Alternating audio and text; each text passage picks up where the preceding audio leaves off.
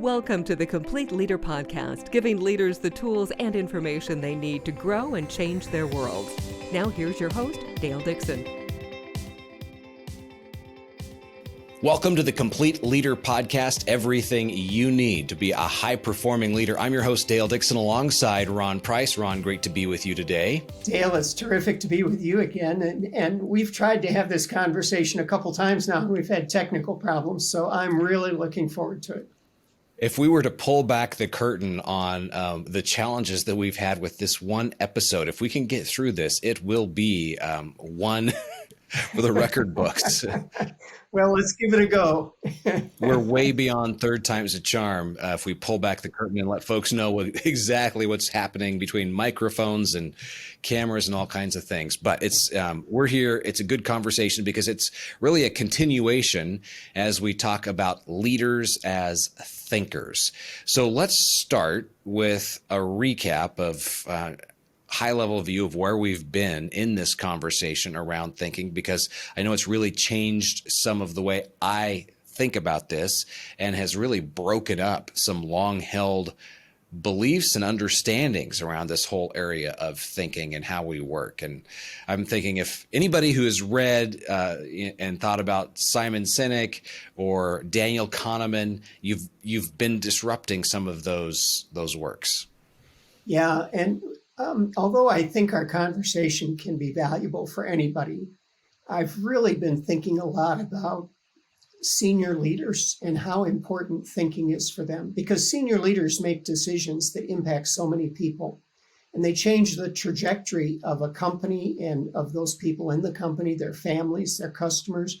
So that's what got me started about how we need to take another look at what thinking is. We talked about how we've got more information than ever, but we're being trained to think shallow. We're not really thinking deeply enough. And of course, everybody understands that's because we get all these notifications coming across our phone all day long. And our attention span is now, I understand, something like 8 seconds. And what I was advocating for in that episode is that we need to take time to get away from all the noise and to think deeper and longer about the things that are most important. I referred to Albert Einstein and how important getting out on walks and just thinking and being alone was to him and his discoveries. In episode 136, we talked about how there are a lot of different ways of thinking. There's creative thinking and analytical thinking, and there are a lot of different skills in thinking. So there are a lot. That was really too much for me to summarize, other than that we were talking about the diversity of different ways of thinking and how we should tap into that and consider how different approaches to thinking can help us in our lives and in the work that we do. In episode 137, then we shifted gears and began to talk about the relationship between logic and emotion in thinking. And this is what you said was a little bit disruptive, because I've spent a lot of time studying neuroscientists, and what they say is literally going on inside the brain in the relationship between logic and emotion. And it's not so distinct as we like to think. It's a much more blended dynamic of what's happening in the brain. We really exposed the myth of the triune brain, and that's not true. We have one brain, and neuroscientists have known that since the 1990s. So we talked about that and what the implications of that are for how we think about thinking. So that brings us to today. I'd like to talk a little bit about consciousness, and then that will lead us into some conversation about conscience. So we begin with consciousness, unless I've missed something that you'd like to say before we go on. No, I think that covers it. Yeah, great. So conscience, or consciousness, is a really interesting concept that, as far as we know, only relates to human beings in the world that we live in today. Neuroscientists are still having a hard time defining what it looks like at a physiological level, at watching what's actually happening in the neural pathways and where's consciousness, where is it not. They haven't come up with a really good definition for it yet. But psychologists have a pretty good definition through their lens of the way that they define the human experience. They describe consciousness as awareness and then choice. So they're first talking about that we as human beings have this ability to be aware or to evaluate and to self-evaluate. So I can evaluating me ad nauseum, that this is a capacity that we have that as far as they can tell is unique to human beings. Of course, if animals had that capacity for consciousness, they'd have to be able to talk to us for us to know that, to understand it. And a lot of what animals do out of instinct, we tend to apply a human definition to, so that we think that our dog is actually a person who's a part of our family. And I don't want to tread on that dangerous territory, because I know how precious dogs can be to all of us, or other kinds of pets. But what psychologists believe at this point, and it has not been disproven by any of science, is that we're unique as human beings in our ability to evaluate, to think about, to be in this present moment of considering and evaluating. And it makes us both the noun and the pronoun. So I'm thinking about me, thinking about me, thinking about me. So it sounds like a little bit of a brain teaser, but the idea is that this is quite an amazing capacity that we have that sets the stage for us to begin to develop a sense of right and wrong, a sense of good and bad that's unique to us. And just to be clear, we're not, and when we think about, we're thinking about it from the standpoint of evaluation, self-evaluation. It's not about being me focused or I focused in this case. But it's interesting, because I'd like to hear you dive into this idea of awareness. I always pay attention when I start to see recurring themes. And yesterday I had two conversations around this. First was with former law enforcement officer talking about personal safety and how people just are not self-aware walking into a situation. They've got earbuds in, cans on their head, not aware of anybody who's around them, not aware of how they're walking into a situation. And then we're getting ready to send our daughter on an international trip. And we were meeting with the group that they were going on, and they were implored, don't be the typical American who walks in completely unaware of their impact or what's happening around them, loud, things like that. And I just thought, this is interesting. And then today you start talking about this idea of self-awareness. So is it an area where, because there is so much noise in our world, that we've lost this connection with ourselves and being self-aware? I think you've touched on a lot of things. Some of it is that it's one of the ways that we cope with all the noise around us, is that we figure out how to ignore it. Something as simple as noise canceling earbuds makes us less aware of what's happening around us. And it has a positive and it has a negative impact in our lives. But if you think about it, and I think about this more now because of having grandchildren, babies that are growing up, we're born not being very conscious. We're born not being very aware of what's going on. And if you think about the early development of a child, a big part of it is them becoming aware of themselves and what's going on around them. So they become aware of their fingers and they put them in their mouth, or they become aware of some part of their body, and then they start to become aware of things around them. We have a granddaughter right now who's about 7 months. And in the last month or so, she's become aware of what other people are eating. And she now insists on sitting at the table during dinner. At first that was okay. Now she insists at having some food. And of course, she's not really able to digest that food yet at her age, but she's got to have something that she's putting in her mouth. All of that's growing out of this developing awareness. And as our brain continues to develop and we get a little bit older, that awareness begins to cross over into more choices. It begins, I like this, I don't like this. And it begins to become more of a conscious awareness of good and bad. So she will begin to learn that it's not good for her to knock over the plants. Right now, she knocks over the plants and thinks it's really funny, but she'll become aware that that's not a good thing. And then she'll become aware that it's not good to walk out into the street. And until that awareness develops, her parents have to keep an eye on her and prevent her from doing something that would be dangerous for her because of her lack of awareness. So this happens very naturally. It's a part of the biological development of the brain. But what happens is there's a certain point, usually around 16 to 25 years old, somewhere in that range, where our brain has finished developing its judgment capacities, and we tend to just take it for granted. And at this point, we either have to make a choice to continue to grow and increase our awareness, or it plateaus out. And so this is what learning is about, but it's not just learning for the sake of learning, but we begin to think about, how can I be the best me? How can I be a contributor to society around me? These are adult kinds of questions that we begin asking. And if we give ourselves to that kind of reflection, that kind of thinking, we can continue to increase our consciousness. The consciousness can be awareness of what's happening around us. So I become more aware of the beauty around me. I become more aware of danger, as your law enforcement friend was saying. And it can also turn inward, where I become more aware of my emotions. I become more aware of how I'm responding to different situations.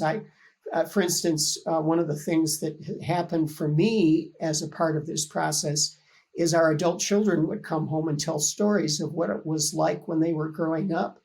And I would be dumbfounded. I would say, we were at the same place and we had two totally different experiences. So part of how my awareness grew was I recognized, wow, I was living that experience through my awareness.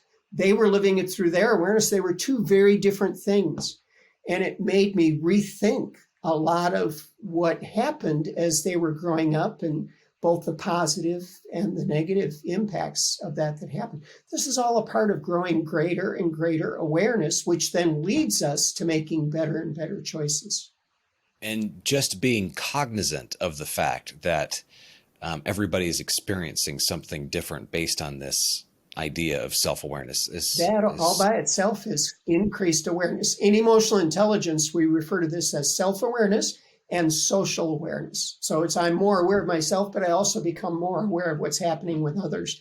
And of course, this is a tremendous skill for leaders to nurture, for them to develop, because the better they get at understanding what's happening inside of them and understanding what's happening with others, the more positive influence they can exert in whatever situation they're leading in.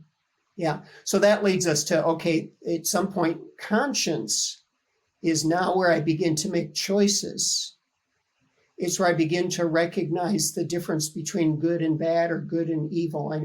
Evil kind of sounds like a bad word to use, but most of us as adults have a pretty good development of our conscience in understanding absolute good and absolute evil. So we understand absolute good might be a tremendous act of sacrifice out of love for somebody else, or a commitment out of love. And absolute evil might be the taking away of somebody's life in an unjust way.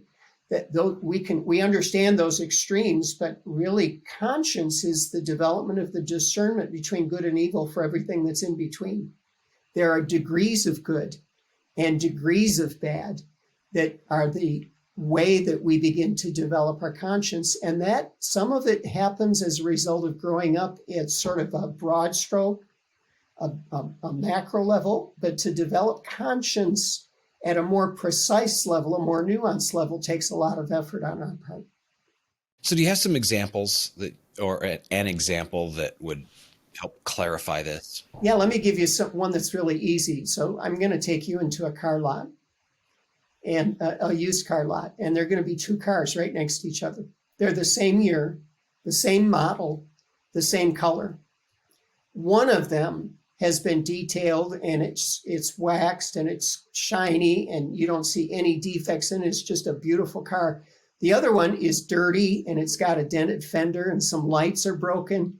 And I say to you, Dale, I'm going to give you whichever car you want. It's your choice. Which one would you pick? I can't drive it first. No. I have to look at it and make the decision. Yeah. And one of them looks near perfect and the other one is really beat up badly. I'm a highly skeptical, suspicious person. I know that the normal human reaction is going to be to go with the shiny, good-looking car. Yeah. So let me take it one level further. I'm going to tell you that you can go ahead and drive both of them. So you go drive one. and the shiny, good-looking one just purrs, and it's got a lot of power. When you push the accelerator down, you get immediate thrust. And you drive the other one, and the other one's making a lot of noise. There's some kind of racket going on underneath the hood or something like that. Now we come back to the parking lot, and I say, so which one do you want? I'll take the shiny one. Yeah. So you have just discerned between good and bad. And you've used a certain set of criteria where you're looking at a variety of properties for each car to decide how you compare them with each other and which one you consider to be good. And the other one you rejected because you said there are a lot of bad things I've identified about this car. That's a pretty easy demonstration of what we mean when we talk about conscience, but it becomes much, much more subtle. So for instance, on the good side, degrees of goodness, we could say, what if we were talking about the difference between a scientific experiment and an assembly line? Which one is better than the other? That becomes a lot more difficult to sort out. And so we've got to develop some much more sophisticated tools of evaluation to be able to tell whether a scientific experiment or an assembly line is better. Or we could look at the nuanced bad side. We could say, what is badder, a misunderstanding or a blunder? They're sort of close to each other, but they're still different.